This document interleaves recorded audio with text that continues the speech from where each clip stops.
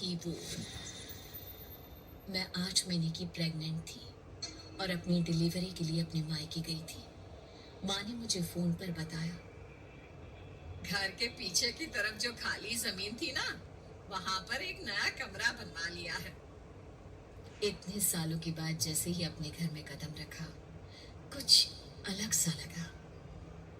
माँ, ये घर के पीछे की तरफ नया कमरा बनवाने की क्या जरूरत थी? अरे बेटा, घर के पीछे दूर दूर तक खाली जमीन है। तेरे पापा को कई दिनों से लग रहा था कि यहाँ पर एक कमरा बनवा लेंगे तो ताजा हवा मिल जाया करेगी। अब तो ये सब छोड़ और चल जल्दी से दूध पी ले।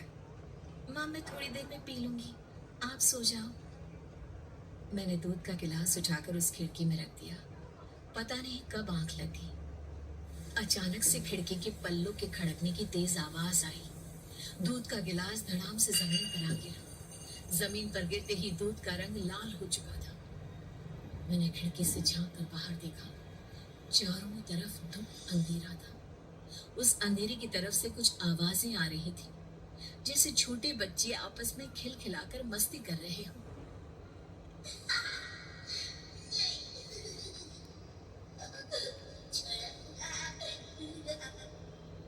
इतनी रात को इतने घनघोर अंधेरे में बच्चों की आवाज कैसे आ रही है?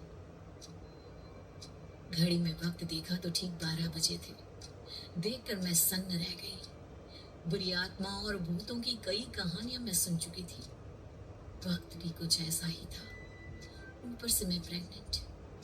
सुना था कि ऐसे वक्त में अक्सर बुरी आत्माएं औरतों का पीछा करती हैं। तो क्या मेरे पीछे भी?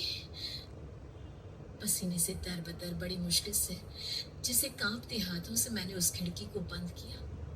जल्दी से जल्दी उस कमरे से बाहर निकलकर माँ के पास जाने के बारे में सोचा, लेकिन जैसे ही दरवाजे की तरफ पलटी, लगा कोई साया हवा की स्पीड से दरवाजे के सामने से गुजर गया। मेरे गले में अटक कर रह गई।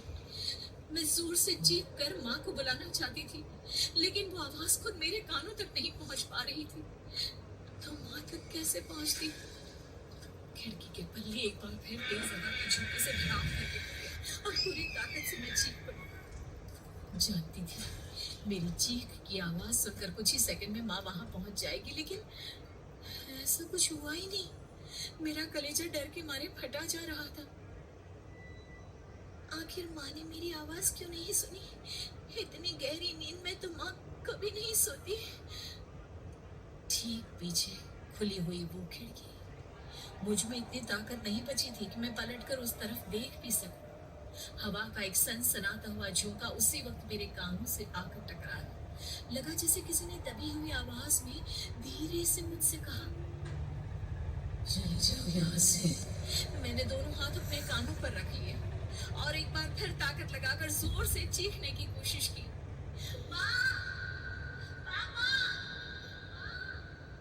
मेरी आवाज उस कमरे की दीवारों से टकराकर वापस मुझे ही सुनाई दे रही थी। जितनी ताकत के साथ मैंने चीखने की कोशिश की थी, कुछ ही देर बाद उससे कहीं ज्यादा तेज और दर्दनाक चीख मुझे सुनाई देने लगी। ये आवाज ठीक मेरे पीछे खिड़की से आ रही थी। वो आवाज मेरे कानों में पिघलते हुए लोहे की तरह गिर रही थी। उन आवाजों में हैवानियत थी।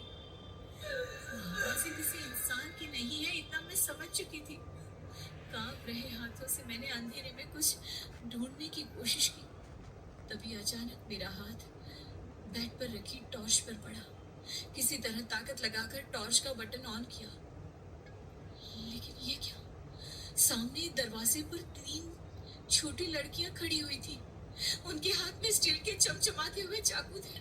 मैं घबराकर लड़खड़ाई और पीछे की तरफ हटी, लेकिन तब तक वो मेरे पास आ चुकी थी। उनकी गर्दन टेढ़ी थी और उनके हाथों के वो चाकू मेरे पेट को निशाना बनाने को तैयार। मैं जोर से चीखी, नहीं, छोड़ दो मेरे बच्चे को, मत मारो, मत मारो, छोड़ दो मेरे बच्चे को। सोनाली, सोनाली, क्या हुआ बेटा? तू इतनी डरी हुई क्यों है? पूछ बेटा, क्या हुआ? हड़बड़ाकर मैंने अपनी आंखें खोली। देखा तो दिन निकल आया